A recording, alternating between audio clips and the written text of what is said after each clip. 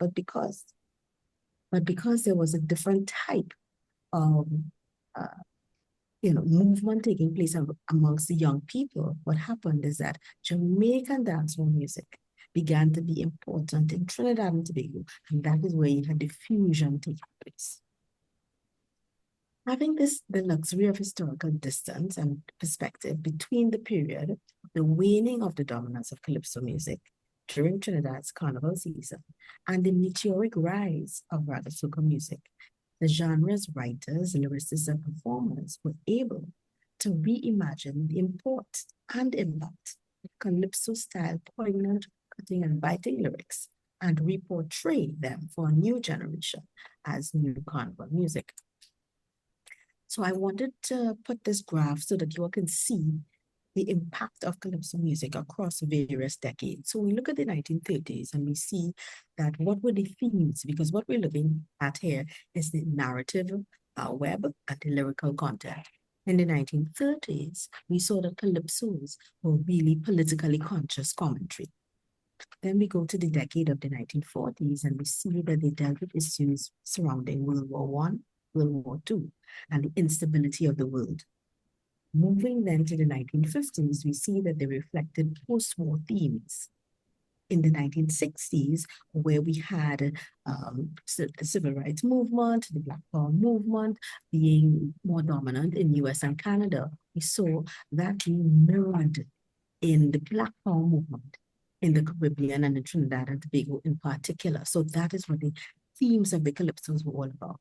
And then when we look to the decades of the 1970s and the 1980s, we see we're talking about a different kind of movement, the entrance of a politically and socially responsible vanguard of Calypsonians who explicitly identify themselves as African people of the Caribbean. So we're looking at this post-civil rights movement. We're talking about issues of colonization, decolonization, independence, yeah?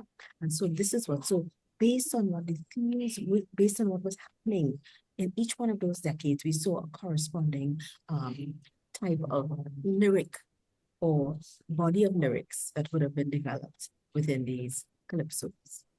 Given the details indicated in the figure above, it can be seen that themes of race and class dominate the period 1960s to 1980s for calypsos. Earlier, mention was made of the intent to look at the intersectionality of race and class in the lyrical contents of selected songs. All right? And against this backdrop, this work asserts that Calypso music, like Raga Soca music, has several definitive themes that are mentioned. What do we see in Calypso music that we see in Raga Soca music? Number one, the Afrocentric dominance. So we see the theme of race. Number two, the lyrical content of the song deliver timely and relevant social and political commentary that speaks to the issue of upper class, middle class, and lower class, dominant class themes, ruling directorate, and the electorate. Yeah. Thirdly, the themes of several of the songs speak to issues of hardship and inequality, and the plight of the Black man in particular. So we see class and race coming out in that way as well. This is for both Calypso music and Raga Soca music. The similarities between the mother music of Calypso and the offspring Raga Soca music reveal critical areas of symbiosis, which require further examination. Special mention again is being made to the work of these three men, Bunchy Garland, Maximus Dan, and General Grant, because these were the three stalwarts who performed within Raga Soca music. All right, and what we see is a resurgence of the themes of race and class for both Calypso and Raga. This researcher therefore concurs that the festival music which accompanies the festival tradition is a part of the process of affirming cultural resistance and being receptive to an awakening, the claiming of a space of multiple identities, and the celebration of freedom from race and class oppression. So what is the point being made here? That when this music is created and produced, it gives the individuals in the society the opportunity to have free and clear expression. We speak out against social issues. We speak out against political issues. We speak out against class inequality and we speak out about racial inequality. And this is what is coming out in the music. So now we're looking at a list of the songs, and I'm going to be playing a subsection of these songs. So we have race. So let's look at the names of the songs. So Calypsonian Sparrow actually sang a song called Slave, and I'm going to be playing this for you. And we're going all the way back, as you see, to 1963. Then we see Dogla, Split Me in Two. So Dogla is a mix between an African and an East Indian. So something like a mulatto, but these people have a different phenotypical characteristics and different hair type, etc. Then you have a song by Calypsonian Duke, which says, Black is Beautiful, 1969, talking about, so this is where we see this post-civil rights, we see this affirming of Black consciousness. We have another song called Shaka Shaka, which is taking you right back to Africa, speaking to the themes of, the music that's coming out of Africa, the culture that's coming out of Africa. Then we have another one that is entitled Raise Your Head, Mr. African. So it's talking about asserting your importance as a Black person. And finally, we see a song by Calypsonian Choctaws, Dare See Africa Yet. Simultaneously, so all of those that I just listed were calypsos. If we look to the next side in this graphic, we see songs speaking to class, and we see good citizen, talking about what does a good citizen do, what is a good citizen responsible for. And thinking with this particular song is a good citizen is someone who is of the upper class, 1972. So the years and the titles of the songs are important. Black Stallion has a song, there's another Calypsonian called The Sufferers in 2000. So we see the continuation of these themes. So this is where we see memory, the issue of memory and nostalgia, personal and collective and cultural memory. Then we see a song by Brother Valentino called This Place Nice, talking to issues of class. We see Sandra singing Voices from the Ghetto, and I'm going to be playing that song so that you have a sense of what these songs are all about. Then we have Calypsonian Choctaws, Ram the Magician, talking about affluence and poverty in the Trinidad and Tobago space. And then we have Poverty is Hell. So now what I want to do, I want to stop sharing for a while. And I want to get to the, let's see if I can, I want to get to my songs. Are you seeing my screen still? Yes? Let's see. Are you seeing? I want to share.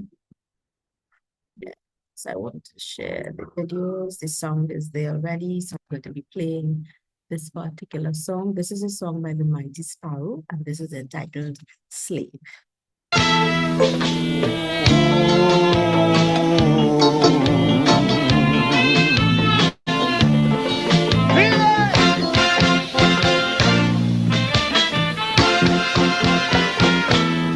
I'm a slave from a land so far. I was caught and I was brought here from Africa. I'm a slave from a land so far. I was caught and I was brought here from Africa. Well, it was leaks like fire from the white slave master. Every day I dawn my knees, weeks and weeks before we cross the seas to reach in the West Indies.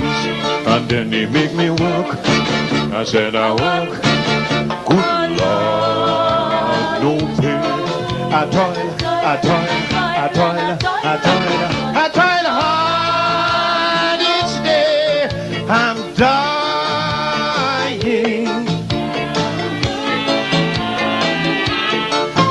I'm crying.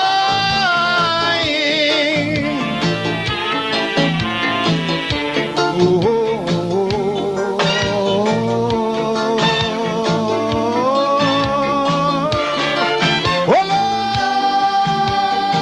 Lord, I want to be free. Okay, so that would have been Slave by the Mighty Sparrow, right? And so I want to play another song. This song again, so that one would have been talking about, of course, about race. Now we're going to be talking about class in the Calypso, and this is Voices from the Ghetto by Singing Sandra. Let's listen to this one.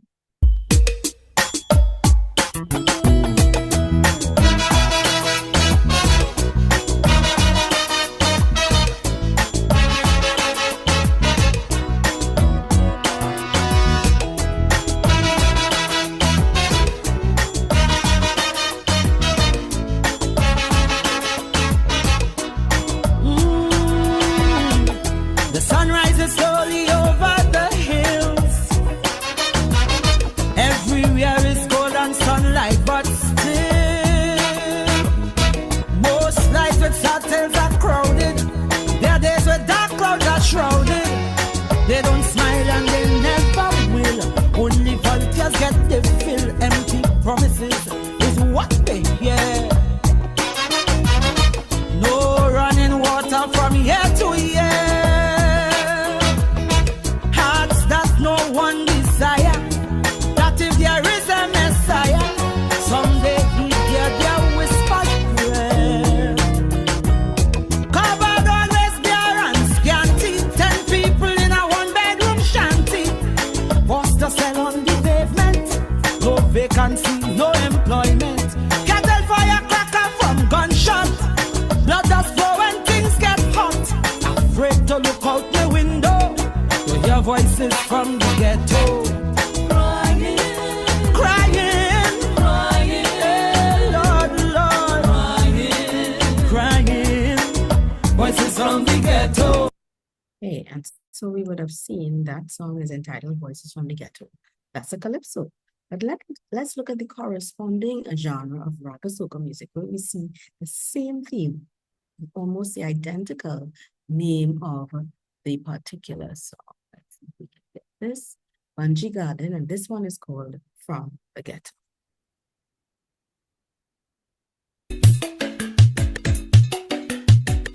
Why some people just can't leave me to live my life? Why? You see me walking on the road, you see me driving my car, my face bend, and you want to know what happened? I say a vex, it's vex a vex. What you mean if I vex? You know what going on? If you see my face always crow, people don't feel no how. And you find a too rugged for you, people don't feel no how. If I come down in the dance black and blue, people don't feel no how. Bending up my face with me ghetto crow, check it. Where I come nobody don't know, but I know how to mash up show. And I want you all just to know, it is not easy to do so. We could match up from east to west, but my life is so I'm not stressed. Anything when you have to contest, you're going 6 feet on that or rest. Because we from the ghetto, we from the ghetto, we from the ghetto, we from the ghetto, we from the ghetto, we from the ghetto, we from the ghetto, we from the ghetto. It's Maloney down in the ghetto, Peter my way down in the ghetto, Caledonia down in the ghetto, Malaba you down in the ghetto, La Orchida down in the ghetto, all these places down in the ghetto. When the people jump up and like when the voices start to echo, some people, if you see. Okay, and so we see that song. And then we have one more song that is actually going to be talking to the whole issue of class in raga soca music. And tell somebody that I need somebody, whoa. Need somebody, know I love somebody. Just bring that body, let me love that body, girl. Somebody better call somebody and tell somebody that I need somebody, yeah. And if somebody know I love somebody, just bring that body, let me love that body, girl. Somebody better call somebody and tell somebody that I need somebody, yeah. And if somebody know I love somebody, just bring that body, let me love that body, girl. Turn up the money well, he will not pay you. Give you back your freedom, dry up your tears, yo. Dress up your Gideon suit and prepare, yo. Jack going to wake you up from the nightmare, yo. Nobody sinless, nobody perfect, yo. So time to give you all of your service, yo. A second chance, every man is worth it, yo. So give them all your worship, when we tell them now. Somebody better call somebody and tell somebody that I need somebody, yeah. And if somebody know I love somebody, just bring that body, let me love that body, girl. Somebody better call somebody and tell somebody that I need somebody, yeah. And if somebody know I love somebody, just bring that body, let me those 4 songs basically speak to the whole issue of understanding what actually is happening in terms of race and class, Calypso and Raga Soca music. And so I just want to conclude. I just want to make sure, let me share and conclude this presentation just to make sure that we are all on the same page. And so this is what I would have just been speaking about. These are some of the songs that I would have been sharing with you. Like the Sparrow, the Slave. That was the first one, singing Sandra Calypsonian Voices from the Ghetto. Then these would have been the songs that I would have been focusing. This first one on top is Bunji Garlin in the Ghetto, 2004. So what we're seeing is the dates of the songs. It's important. Let me just go back for emphasis. Sorry about that. This is about understanding. Sorry about that. Yes. So it's important to understand the time period.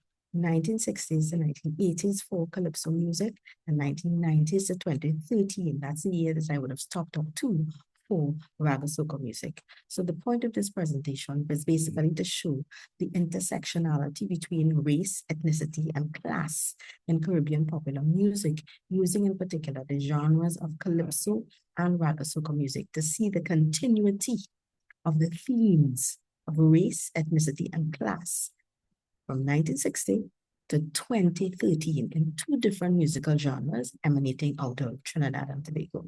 Thank you.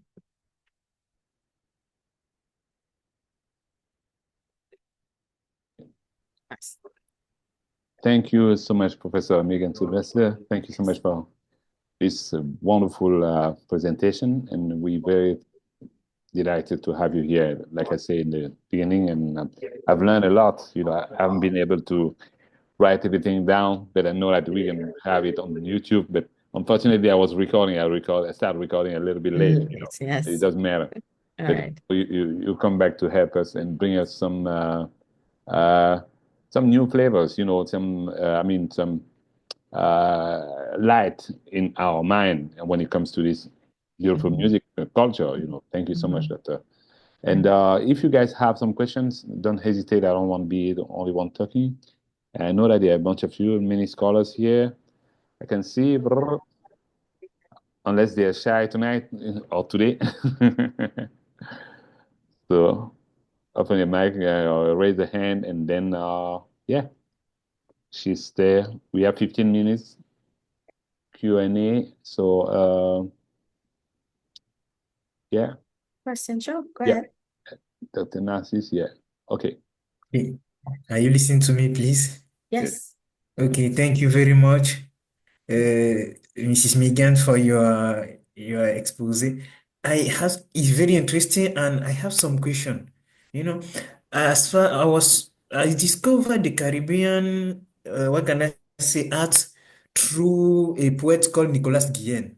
When I was reading about some books of Edouard Glissant, for instance, he was talking about a kind of the identity in the Caribbean area where he called creolization in French. I don't know Yes. the real in English. And I Pluralization. would like to ask, yes, and I would like to ask you if the music, the Calypso music, can be also be considered as a Creole, I don't know how to say in English, but creolized music as far as the concept of creolization from Edouard Glissant is concerned, because when I was reading text about Nicolas Guillen, I discovered that there was many elements from Igbo people in Nigeria, for instance, from another from Congo, and so on and so forth. I would like just to know, is it the case of this type of music? Because I listen, but the language, the main language is English. Is it a choice of the artist, or there is not Spanish, something like, because I know Caribbean, it means it's a lot of languages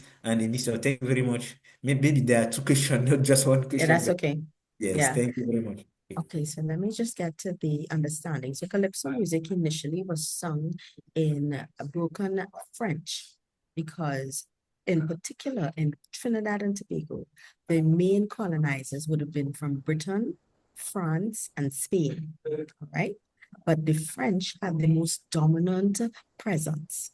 And so in terms of carnival music, So you would find that the first calypsos, this is prior to 1912. So we're looking at from 1900 to 1912, most of the calypsos would have been sung in patois or broken French.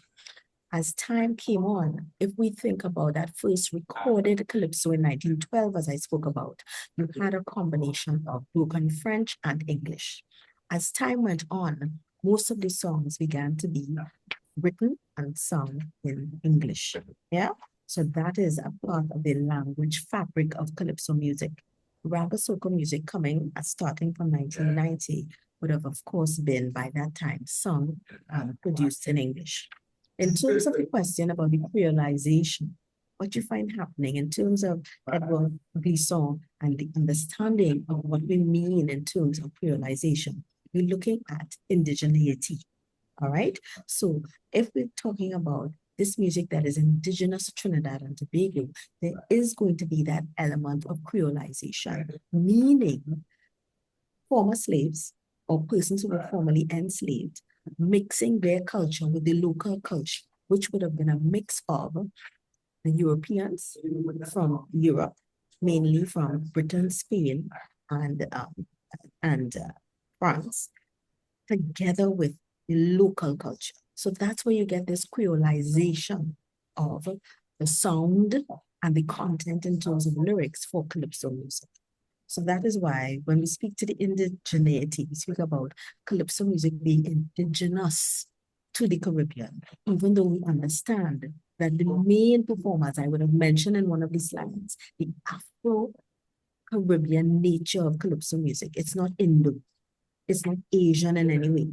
Yeah, it is specifically Afro-derived, but where is it coming from? And it's coming from a mix of the local culture and that of the culture. So there are times when so for example, we now speak about Afrobeat, and there are a lot of songs that when we hear Afrobeat, we immediately think about calypso music and soca music, because there are those elements, those sonic elements exist. All right. And so where is this calypso music coming from? The root is from Africa, naturally. Yeah, and it's being fused with the local culture that is a mixture of these European cultures as well. Yeah, so that's where you get that creolization coming up. Yeah. Thank you very much. Okay, all right, sure, no problem. Is there another question? Any Hello? question? Yeah, Dr. Yes. Bien-Aimé, Prof. Yeah. Yeah. Thank you. Yeah. Thank you very much for the presentation. My congrats to Dr. Juno for organizing this event. And hello to my friend Narcis, doctor. And my question is, before the 19th century, what do they play basically in Trinidad before resulting to this mixture I would say this form of creolization? So what exactly, for example, the slave people and the plantation, what do they play as music? Right. Before So accepting mixture. Right, right, no problem. And so what would have been happening there is that there was a lot of instrumentation, right? Instrumentation. So they would have used, actually the music did not have any lyrics. It was just instruments that were being used and they were playing. So you would have had, the violin that they would have played as, a fiddle. For example, you would have had a lot of drumming. Yeah, and different types of drums would have been used, and they would have used the voices, the vocality. That's what was happening. So you would have also had like the quattro, which is that four-string instrument, kind of like a ukulele. The guitar has 6 strings, the quattro has 4 strings, and so that is what would have been the musical accompaniment. And it becomes important to think about the absence of lyrics. Yeah. So that is what was happening in that period. And then you had coming down, as I said, from 1900 to 1912, you would have had a merging of the type of music, that Creole culture, that African culture, that local culture, Europeans, French, Spanish, and English. All right. And then you had 1912. But if I were to play for you that 1912, that first known recording of Calypso, it's actually just instruments.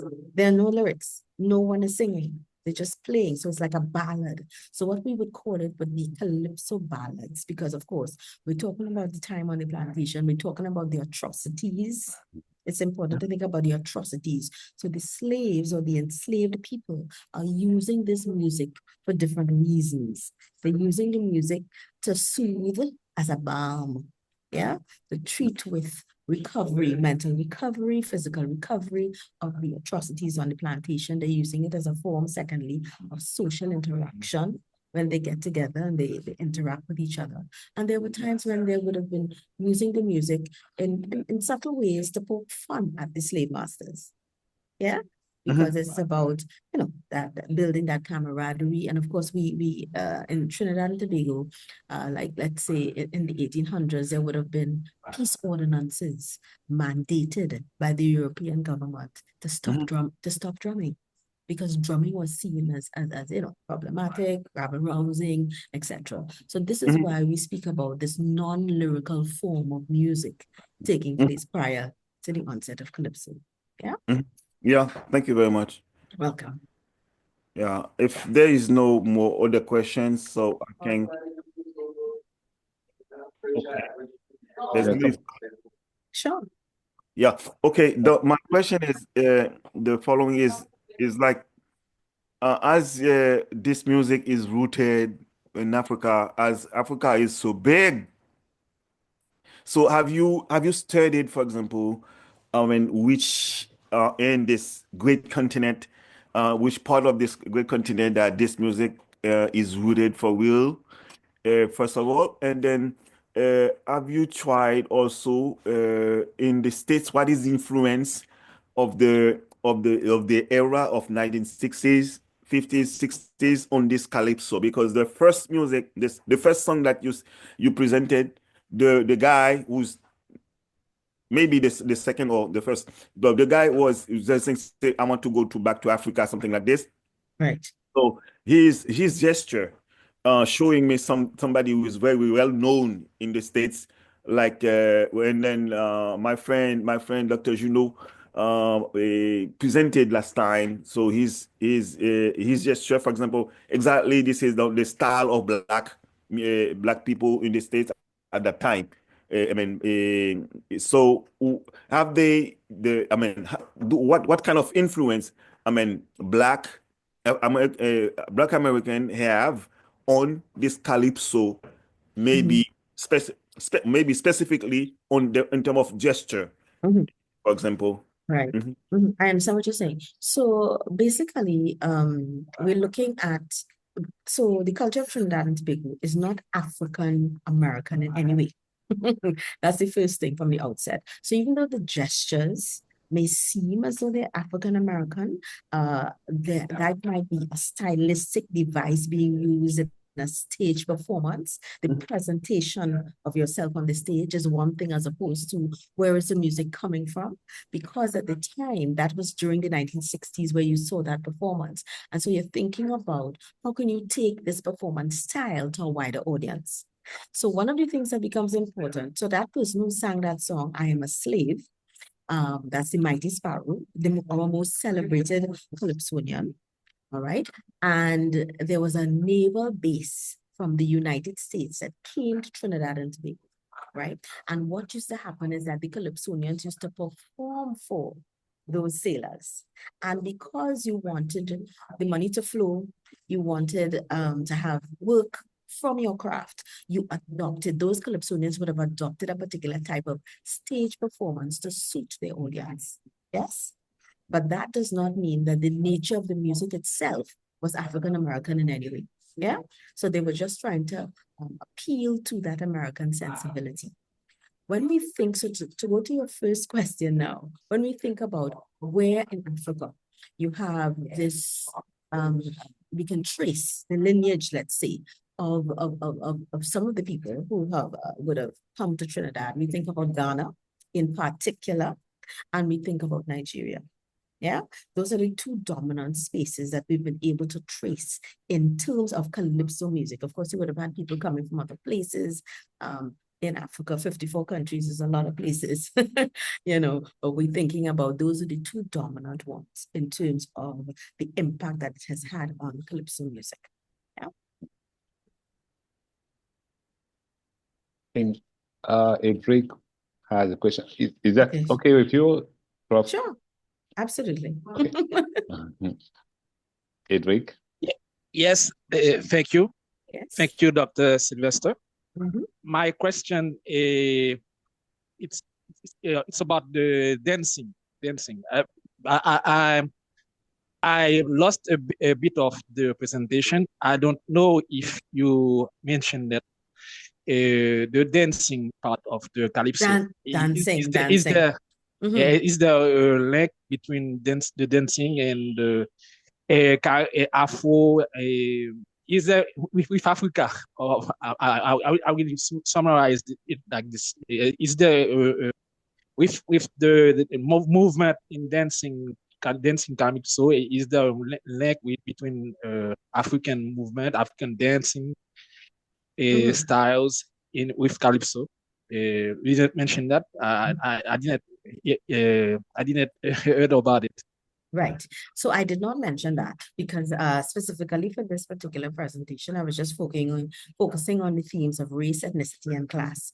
I did not look at dance, but yes, Calypso dance is an important part of the stage performance, meaning that people actually dress, right? So they were talking about the costuming of the Calypso dancers to accompany the Calypso singers or Calypsonians. They are dressed in African garb and they do form a backdrop in terms of their dancing. So you have the foreground and the background. So you have in the foreground, you have the Calypsonian or the Calypso singer, and then in the background, you have the dancers in the background. Yeah.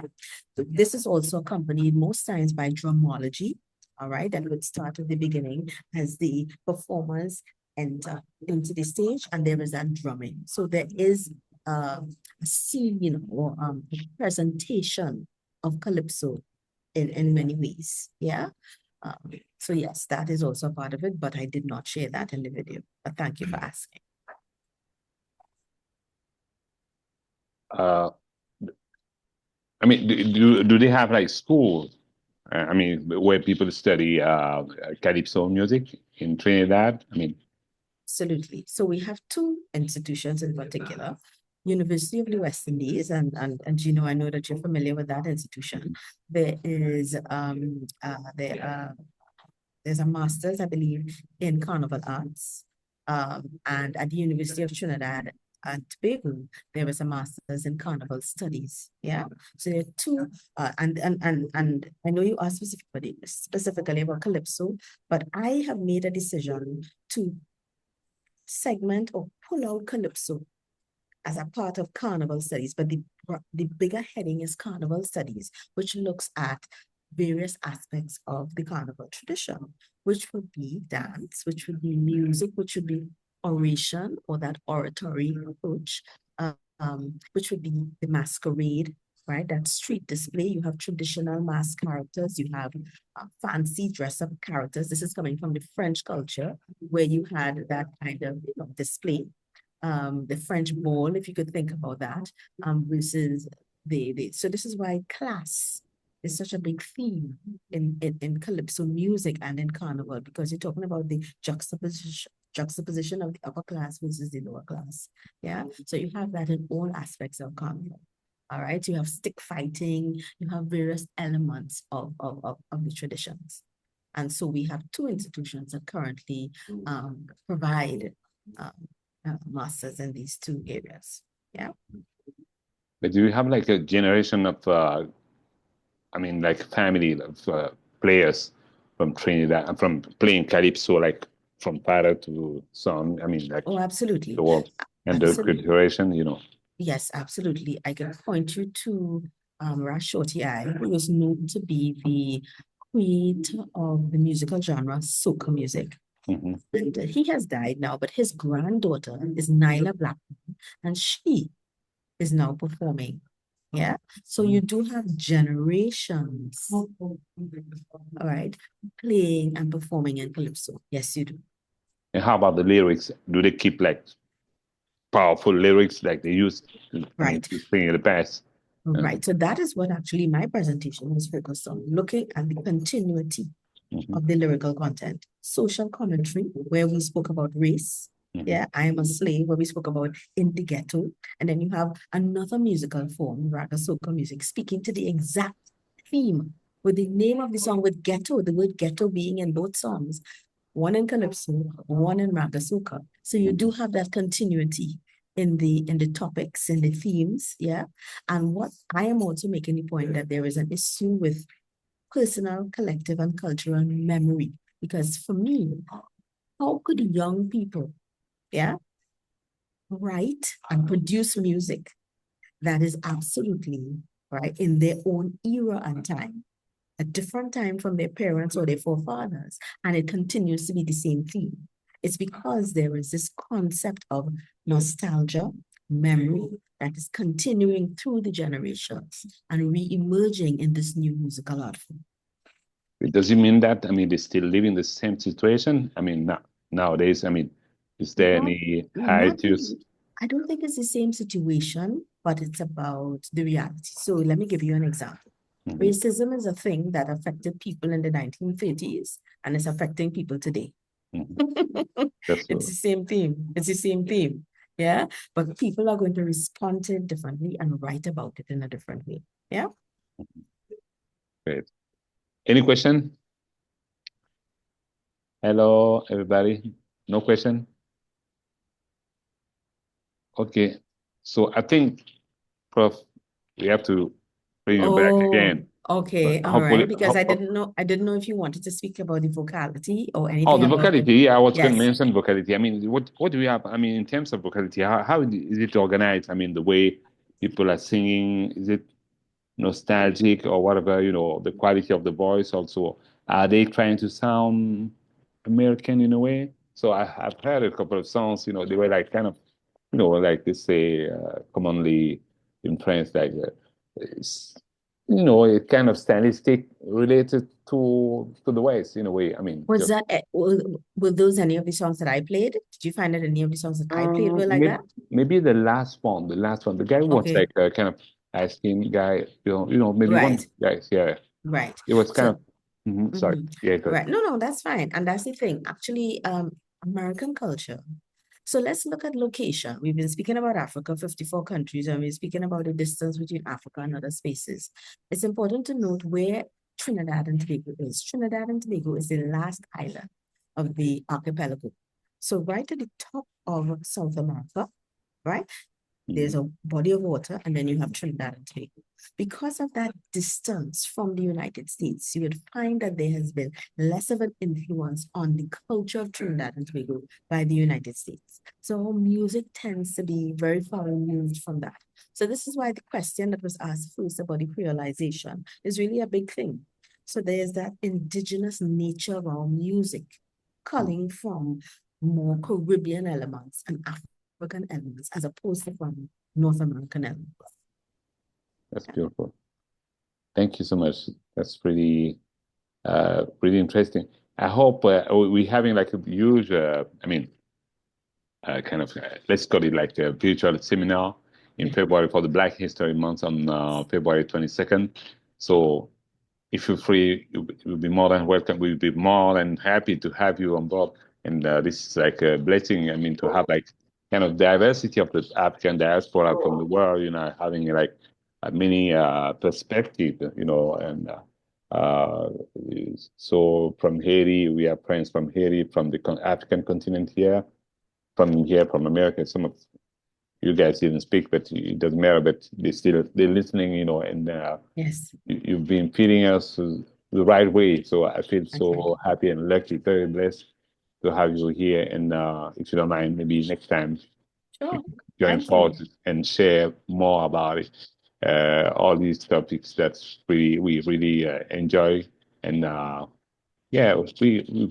we sometimes we feel like we're familiar with something, but until we have something very specialist, someone who's very skilled, who knows what he's talking about, and it's very, I feel so happy feeling myself personally with my folks here or my friends here. So it's really important. Thank you so much, guys. And we have a mailing list. I just sent it to you. And Can I ask a question? yeah, sure. Yeah, okay. Thank you very much, Dr. Gino. And my question is for Dr. Sylvester. So it's like, do you speak Creole, Trinidadian Creole too? You know, the thing about it, I do. So I do the code switching, but our Creole is not as definitive as, let's say, the Creole from Jamaica or Barbados. Yeah.